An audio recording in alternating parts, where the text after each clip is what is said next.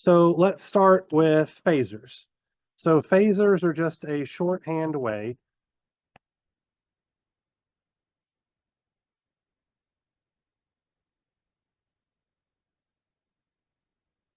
to represent voltage and currents in a steady state sinusoidal system.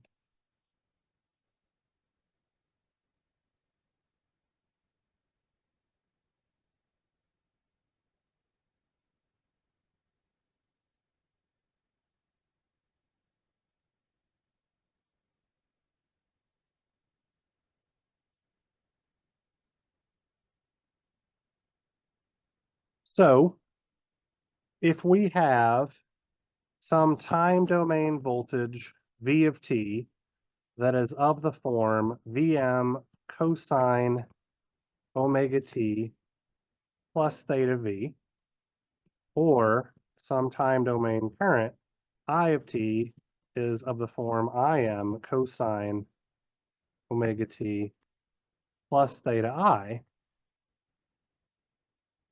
our phasor representation of these symbols or signals would be our voltage will be V with a bar over it. It's just our magnitude, angle, our phase angle, and the exact same thing for our current phasor representation. Im angle theta I, right?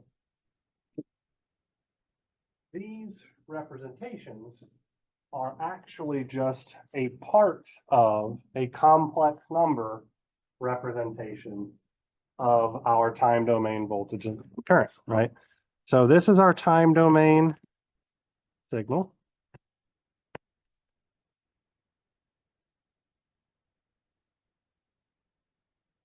Here are our phasors. And then over here, and I'll try to sneak them in, is going to be our mixed domain representation. So V might be Vm e to the j omega t plus theta v, and I of t would be Im e to the j omega t plus theta I. So the only difference between our mixed domain representation and our phasor domain representation is that we're using the polar form of the complex number, and we're effectively throwing away the e to the j omega t part of it. And we'll talk about why we can do that here in a moment. So again, this should be purely review. But if we have, let's say, a voltage that is 18 cosine 67t plus 12 degrees volts, what would the phasor representation of that voltage be? 18 angle 12. Great. If we had a current that is for, let's say, sine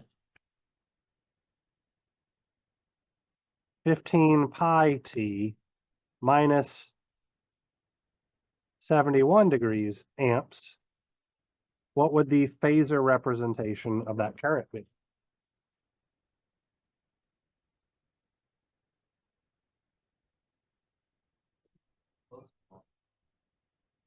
So the question is, do we add or subtract 90 degrees to go from sine to cosine? Subtract 90 degrees. So it'll be 4 angle negative 161.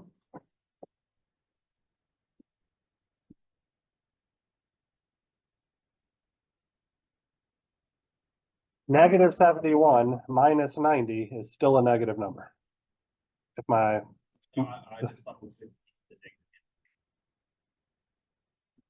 there is no negative, we can't have a negative magnitude, but there is no negative magnitude. Yeah, negative angle is perfectly fine. Yeah, absolutely. Yeah, no issues with that negative angle whatsoever. The third part that's underneath your line, what does that say? Mixed. Okay. Really mixed domain. And I'm calling it the mixed domain because it's time varying, but it's also frequency dependent. So anyway. All right, so this is enough of a review of phasors. Like I said, it's a review and you've seen all of this before. So moving on. Now let's talk about phasor relationships for circuit elements, or really frequency domain relationships for circuit elements.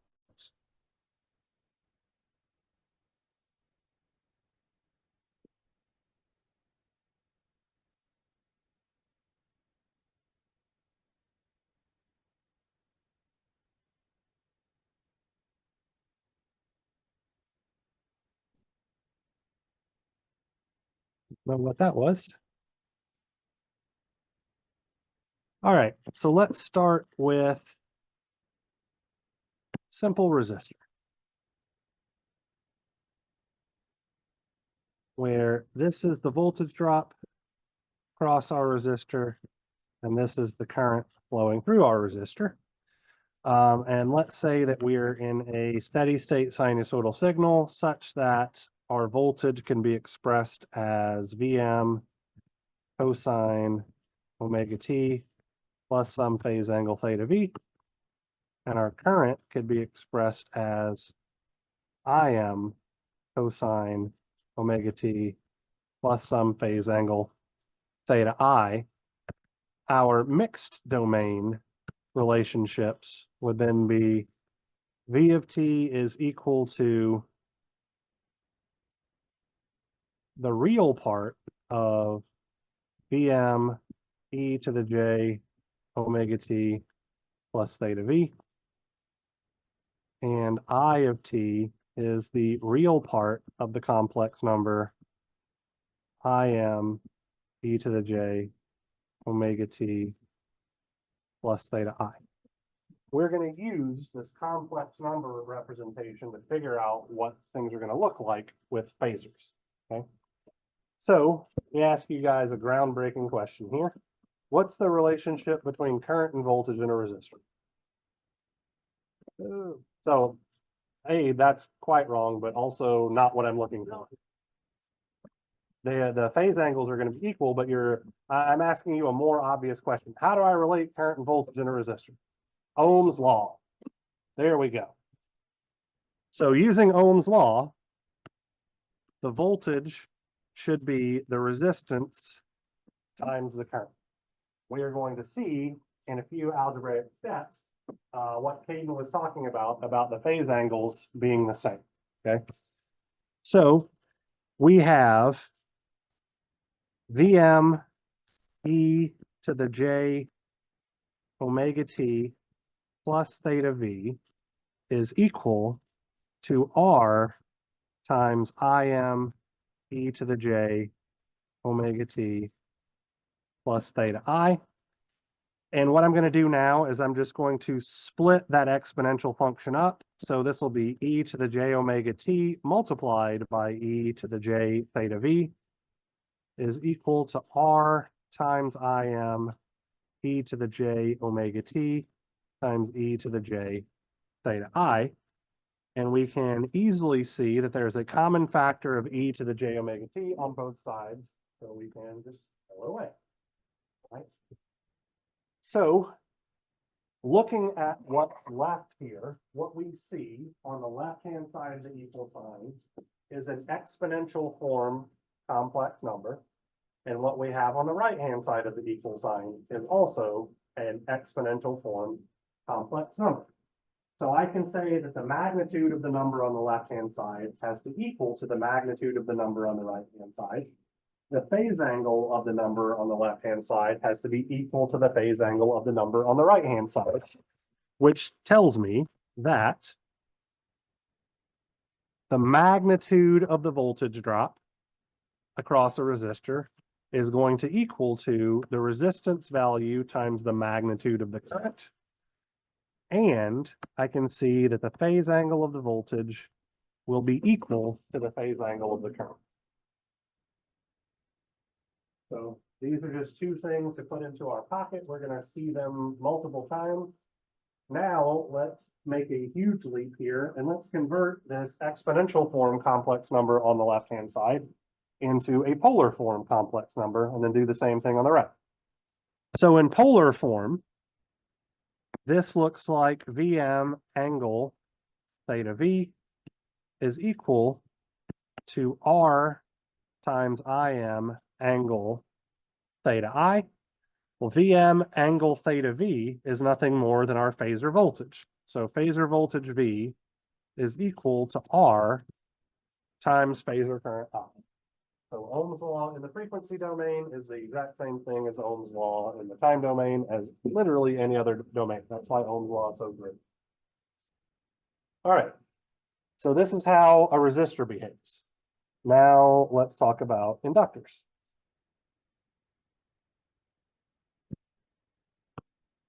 So here's my simple inductor. Voltage drop across my inductor, current flowing through my inductor, and I'm going to use the same voltage and current as we had before, right? I'm not going to bother writing it down again because I don't want to. What's the relationship between voltage and current in an inductor? Please give me the derivative relationship because integrals are the devil.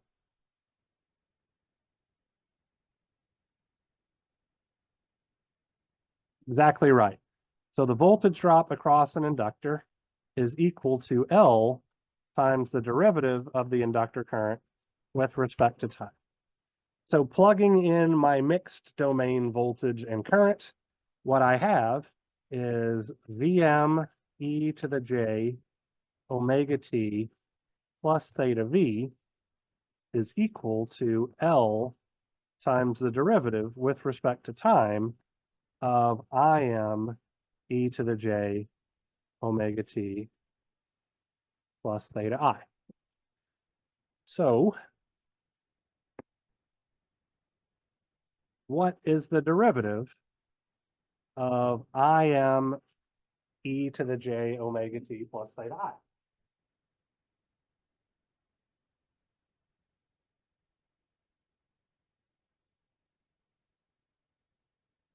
So the Im is a constant, so we can just pull that out. But what's the derivative of the exponential term? It's literally what I'm asking. How do I do that derivative? Chain rule, okay. So apply the chain rule. So what's the derivative of e to the j x with respect to x? The j is going to get pulled down, right?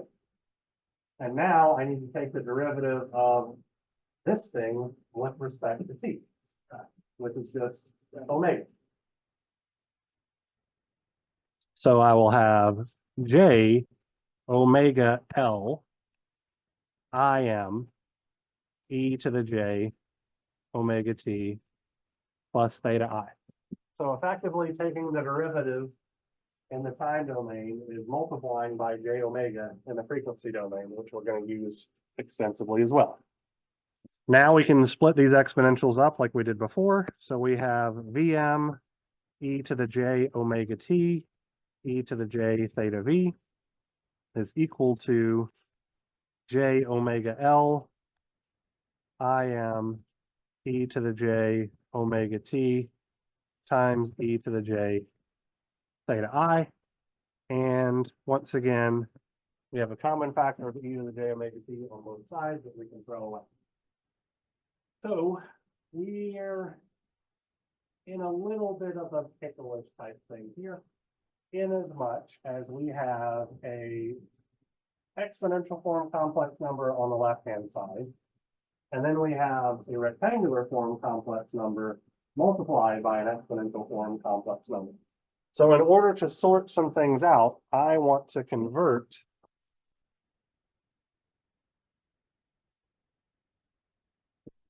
that guy right there into a polar form complex number. How might I do that?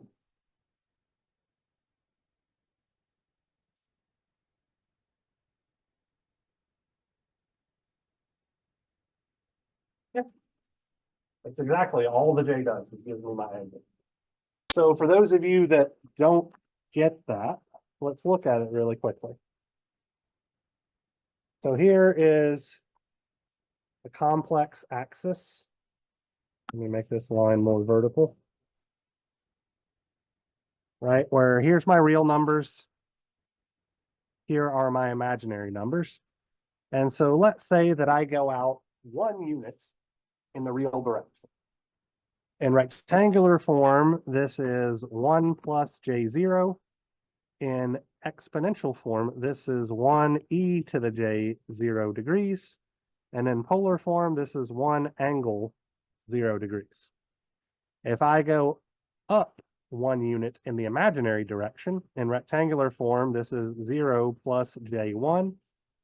In exponential form, this is 1 ej to the 90 degrees. And in polar form, this is 1 angle positive 90 degrees.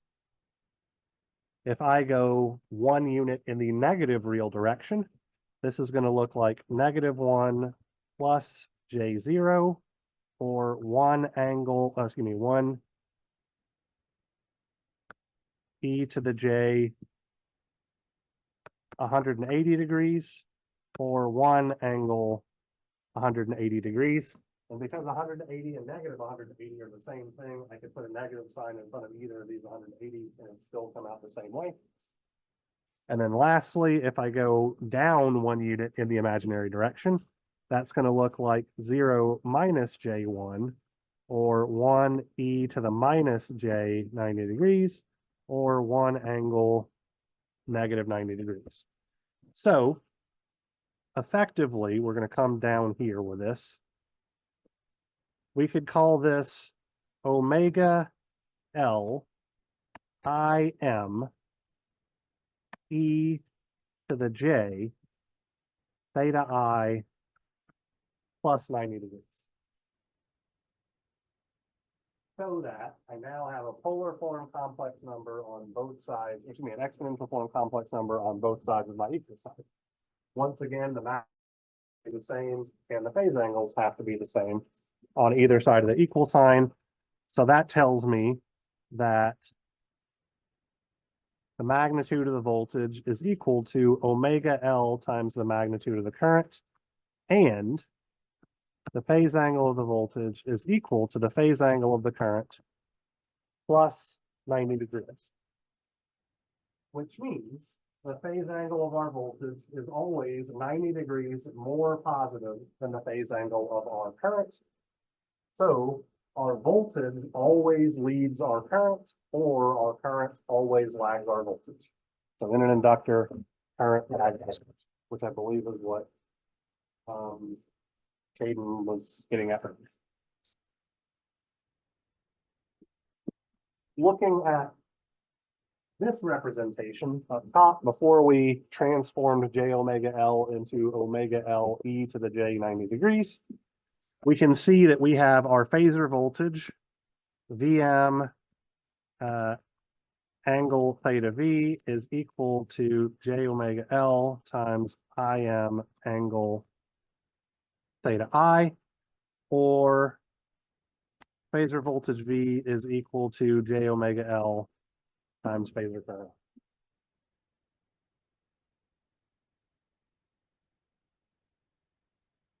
Now looking at capacitors, same kind of thing going on here. Here's our capacitor C, voltage drop across our capacitor, current flowing through our capacitor,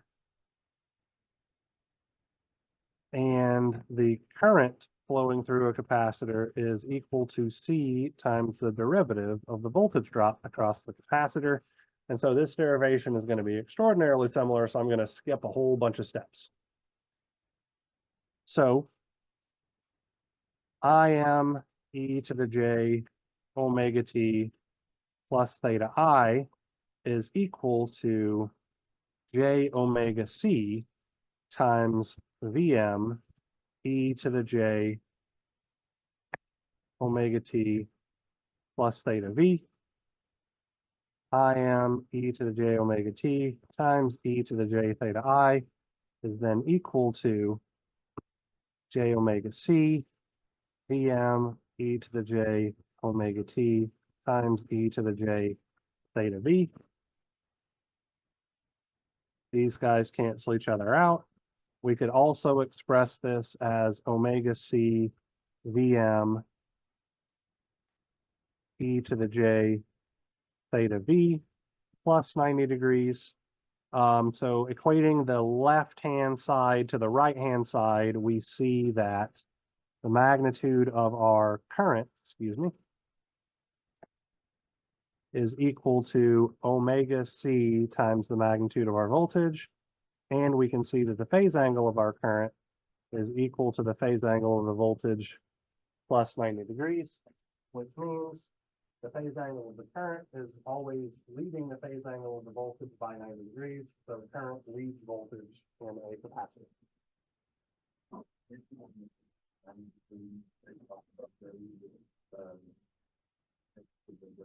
Exactly right. So this J right here translates to E to the J 90 degrees. And so E to the J 90 degrees times E to the J theta V is E to the J theta V plus 90. Just lumping it all together. Absolutely right. So looking at the two leftmost things, we have IM angle theta I is equal to J omega C times VM angle theta V, or phasor current I is equal to J omega C times phasor voltage V. So these are our frequency domain relationships. I know I went through them rather quickly, so if anybody has any questions about anything, I'd be more than happy to answer them. Yes, Lane. No, it'll be one. I'll lump things into 100. Yep. Any other questions before we move along from this? All right. So now let's talk about impedance and admittance.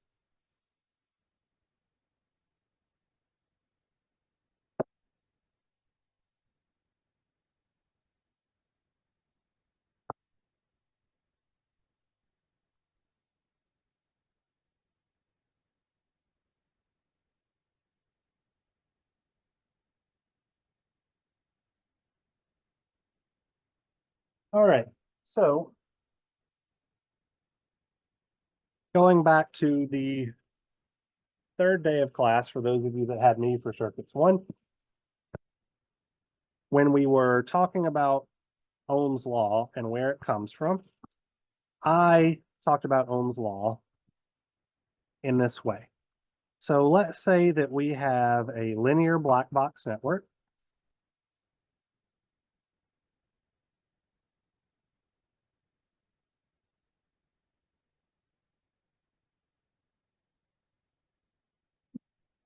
And this network is a two-terminal network, like so. If we were to excite this network with some sort of DC excitation, does not matter if it's a voltage source or a current source, so that's why I'm leaving it blank like that. If we were to measure the voltage drop across the terminals of the network and the current flowing into the network, the resistance of the network is simply the ratio of that measured voltage to the measured current.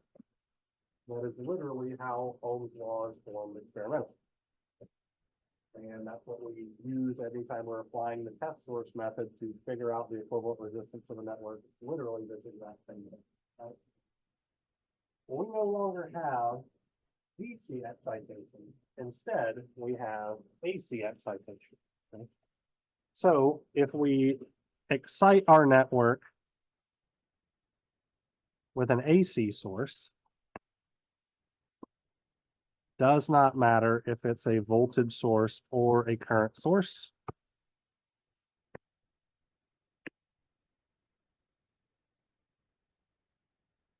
And we measure the phasor voltage across the terminals of our network and the phasor current flowing into our network. We can define the impedance of our network to be the ratio of the phasor voltage to the phasor current. Now, going back to our DC system, we could just as easily have defined the quantity as the ratio of current to voltage, and we called this the conductance, right? So G, our conductance, was the ratio of current to voltage, which is simply the reciprocal of the resistance. And we can do the same thing in an AC network, where Y will be what's called our admittance. So this is the ratio of phasor current I divided by phasor voltage V, and it is literally just the reciprocal of RMV. So let's take a moment here to sort some things out, excuse me, with impedance.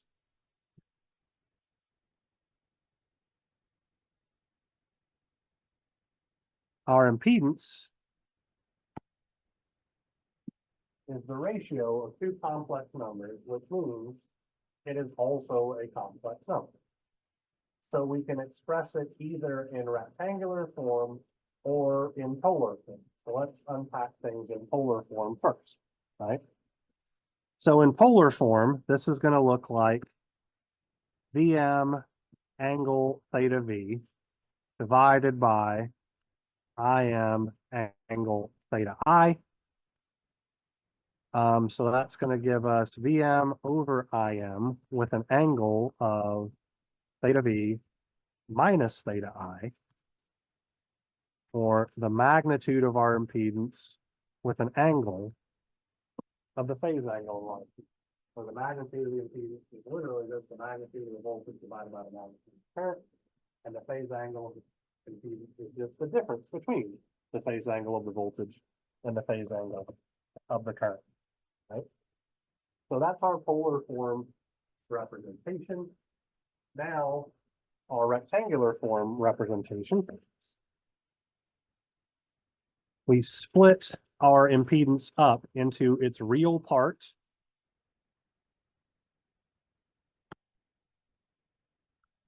and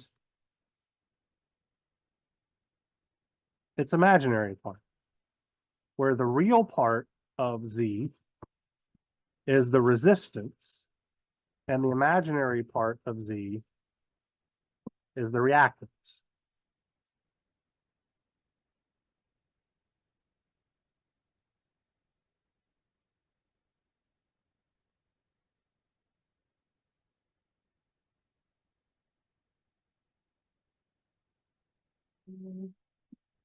We can go back and forth between the polar form representation and the rectangular form representation just using simple complex number relationships. So we could say that the magnitude of our impedance is the square root of the resistance squared plus the reactance squared. The phase angle of our impedance is the inverse tangent of the reactance divided by the resistance, and then going the other way around, the resistance is just the magnitude of the impedance cosine the phase angle of the impedance, and the reactance is just the magnitude of the impedance sine the phase angle of the impedance. So for a resistor,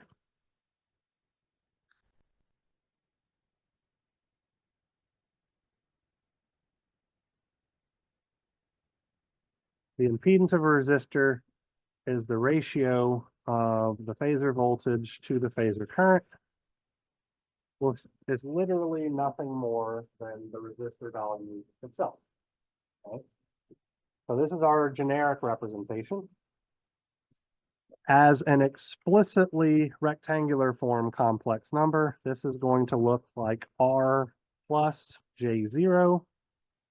And in polar form, this is going to look like R angle 0 degrees.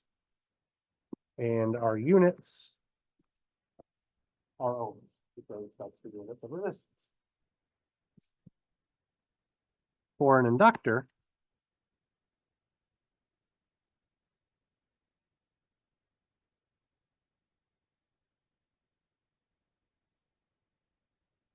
the impedance of an inductor is given by the ratio of the voltage drop across the inductor to the current flowing through the inductor, which is just going to come out to be J omega L, or in rectangular form, 0 plus J omega L.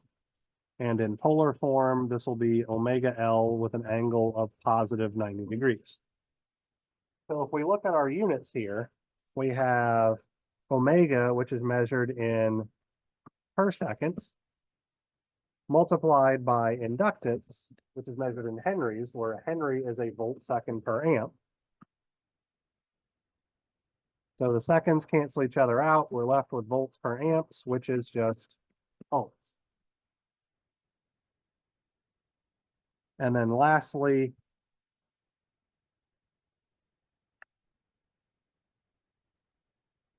for a capacitor,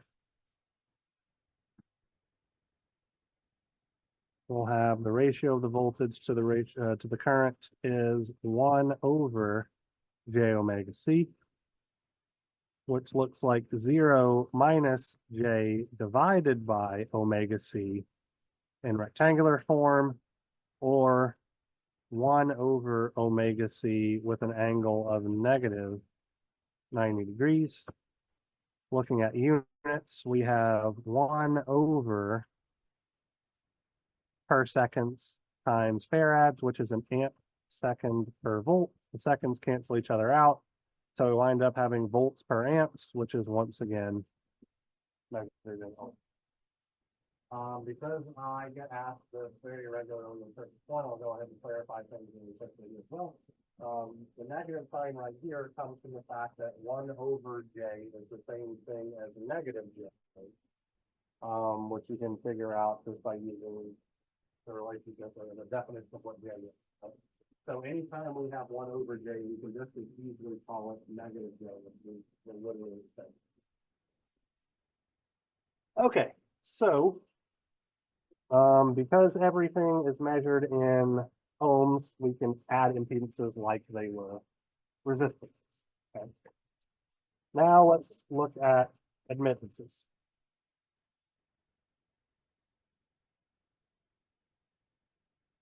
So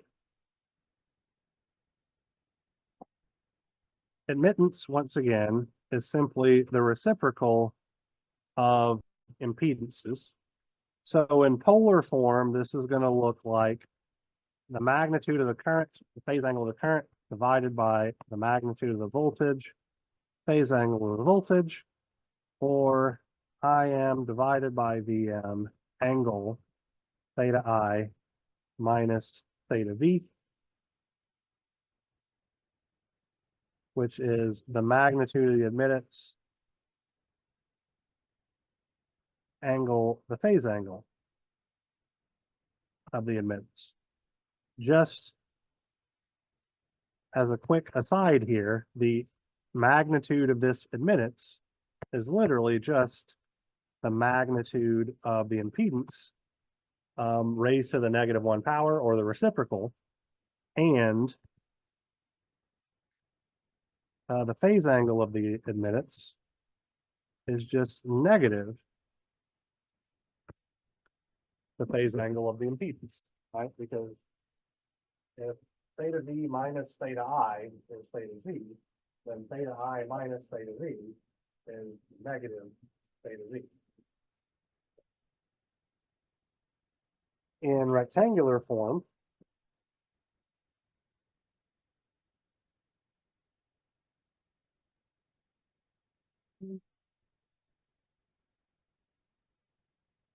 we're going to have the real part of Y plus J times the imaginary part of Y, which is commonly known as the conductance G plus JB, where B is the susceptance.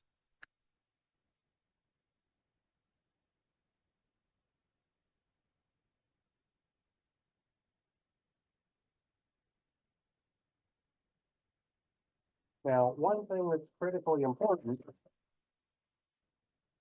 to understand is that in an AC system,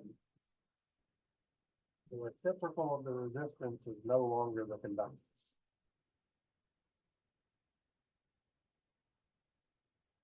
So in a DC system, if we go back up here, we defined our conductance to literally just be the reciprocal of the resistance. In an AC system, it does not work out that way. Right? So instead,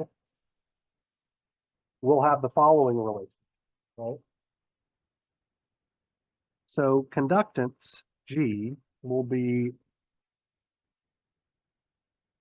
resistance divided by resistance squared plus reactance squared. And susceptance B will be the negative of the reactance divided by the resistance squared plus the reactance squared.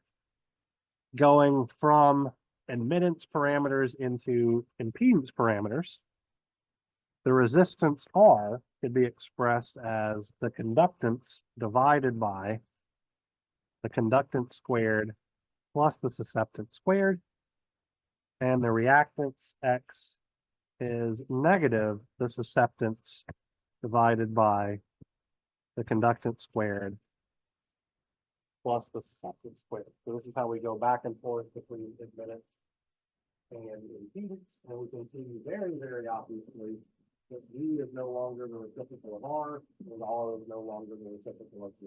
Right? So having an AC system messes things up pretty considerably. For a resistor, so let's just say here,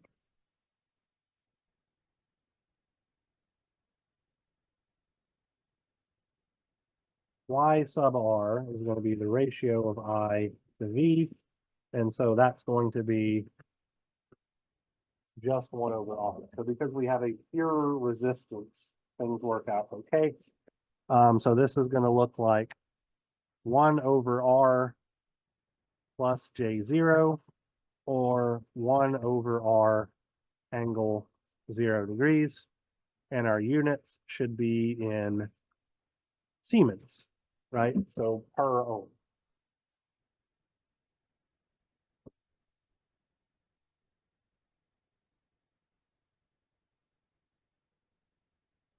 For an inductor,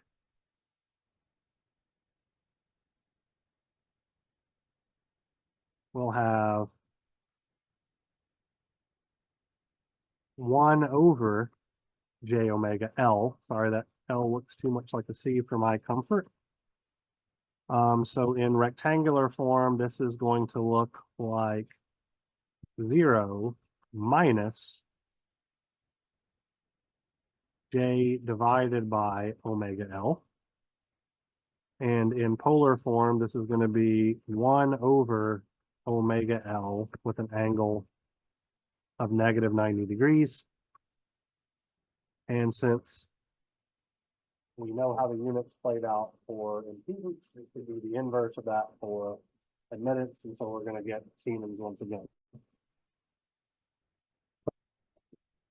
Lastly, for a capacitor,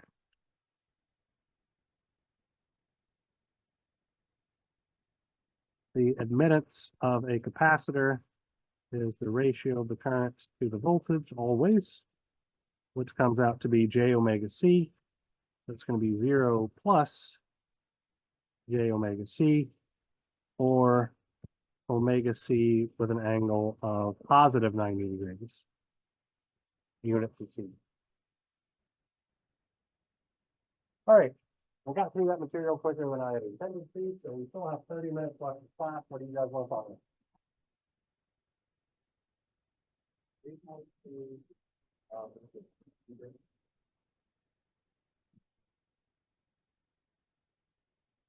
The only homework that might be pending as due would be homework set number 11, right? The one where you have, general second order circuits.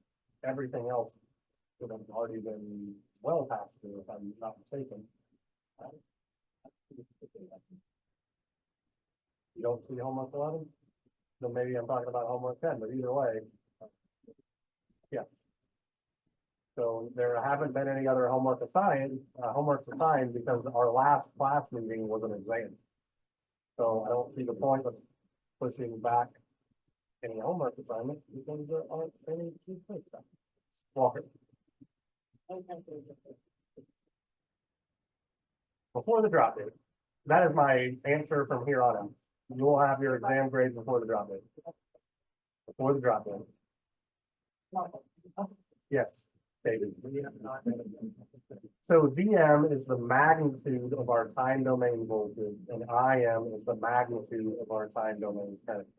So just to clarify things here really quickly.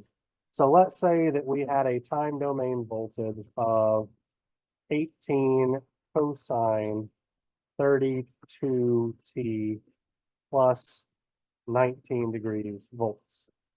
VM in this case would be 18 volts and theta V would be positive 19 degrees. So VM is literally just the magnitude of the number outside of the cosine thing. Theta V is the phase angle of the cosine function.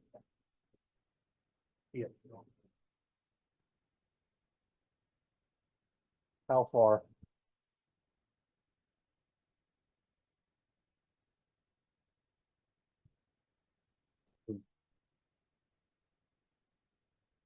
No. As of this exact moment, the answer is no. My academic director told me that I'm not allowed to do 13 hours of 5 classes, 3 quarters in a row because he was afraid I might have a twist. He's probably not wrong. But we'll not be teaching circuits one next quarter. We'll be teaching at least one section of it over the summer, if not weekend. Yes. Did we ever talk to the notes? Yeah.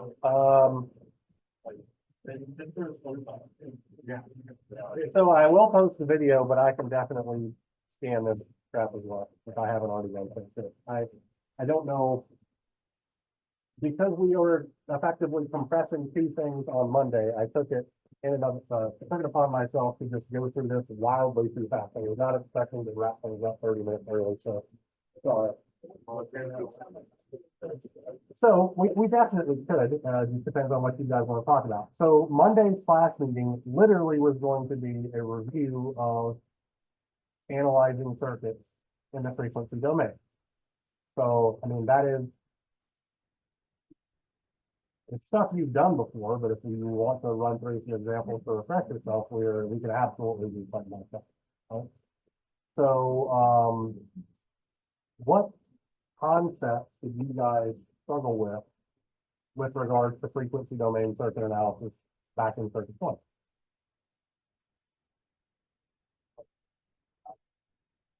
We are, so yes, but I've got a specific day, or actually 2 days dedicated to that. So not talking about the power analysis stuff, which we are going to get to, just the circuit analysis side of it.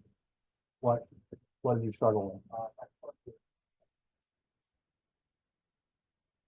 Anything in particular, or just that they're there? I'm not trying to pick on you, but that's a very general statement.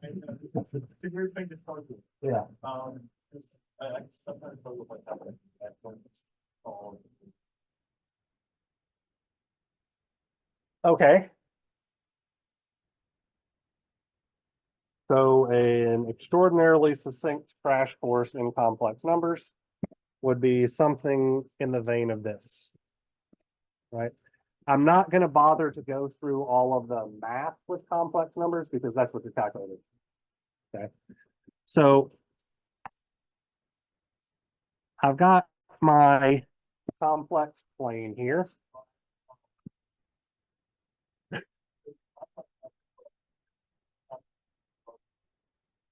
Oh, yeah, no, you're right. Your calculator can't, nor will I ask you to do so. That's computer stuff.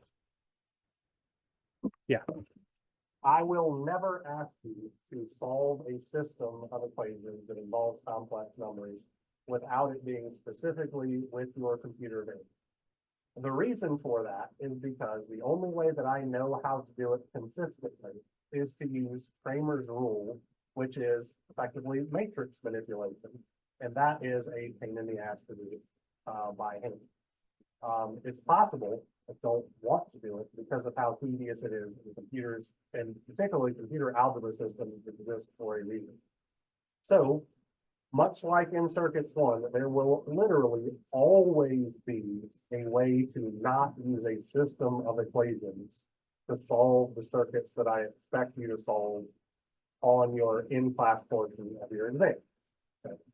If you're winding up with a system, you are overlooking something like a source transformation or something like that, that would make you not have to solve a system. To be very, very explicit, it will never be required of you without a computer in front of you in any of my classes. So yes.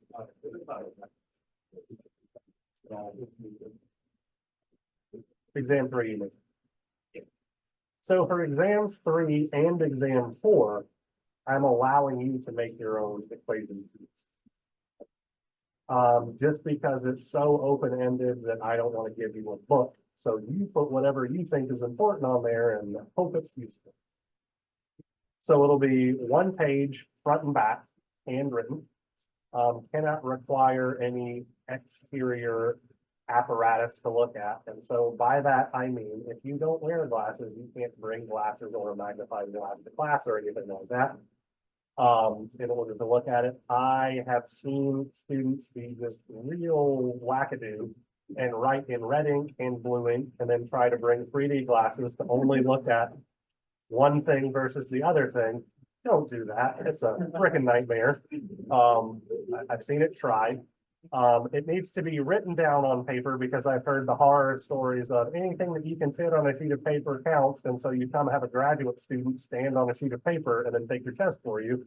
No, I've never seen anything like that. I've only heard of that. Probably an urban legend kind of thing, but that is not acceptable.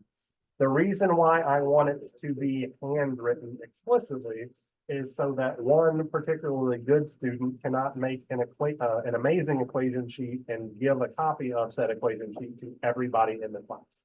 So it needs to actually be physically handwritten, not a printout of something that you made on your tablet or anything like that, so that it is guaranteed to be your work and your work alone. Nope. You want to, so I had students before, instead of actually writing down a single equation, literally just wrote down every jackass thing I said and all the mistakes I made and just chuckled to himself quietly as he made a 100 on the test because he didn't need an equation. So whatever you want to put on there, be it worked out example problems, all that kind of stuff, absolutely fair game. Whatever will help you do well on the test, 1 page front and back. Yeah, you've got plenty of time. I don't know how we got on the topic of it at all, if I'm being honest, but there's plenty of time until that's a problem. We're literally starting the material for that test, and you're already worried about the test. Yes, Mike. Empirically somehow like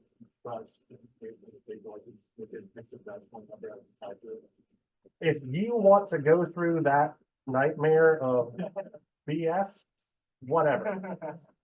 If you going through it in that level of detail helps you, I mean, I imagine if you went through some sort of weird code breaking type thing, you probably wouldn't even need it to begin with. So if you want to do that, sure. I think that would be hard. I agree wholeheartedly based on what I hope you guys have seen when my previous tests in this class. You're putting too much thought into it, if I'm being entirely honest.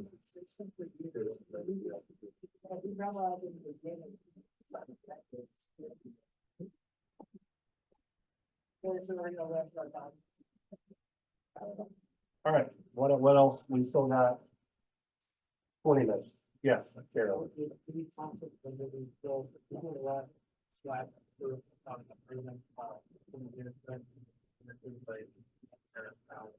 Mhm. Yes, so if we go back to the syllabus, which I think I still have up here. On Monday, the 29th, so that is 1 week from Monday, we will cover complex power, power factor correction, so all of those power relationships and all that kind of stuff. We are going to review them, because that is definitely something that I've seen you guys, students in Circuit 2 struggle with. Largely because we had to go through it so quickly in Circuit 1. So we will revisit all of those relationships and I'll give you guys some tips and pointers and shortcuts and all of that kind of stuff that I've developed over the years, just in case whoever you had didn't happen to go through those extra relationships that tend to make the analysis of the circuits complex.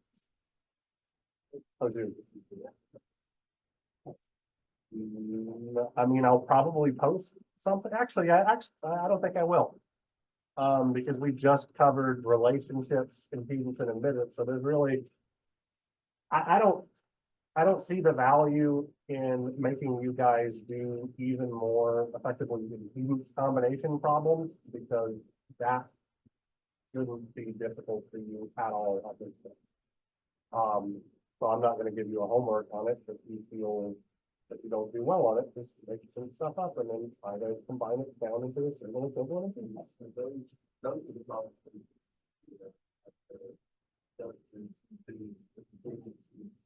Exactly, yeah.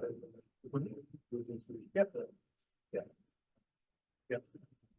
Okay. What is SSI? Steady state sinusoid.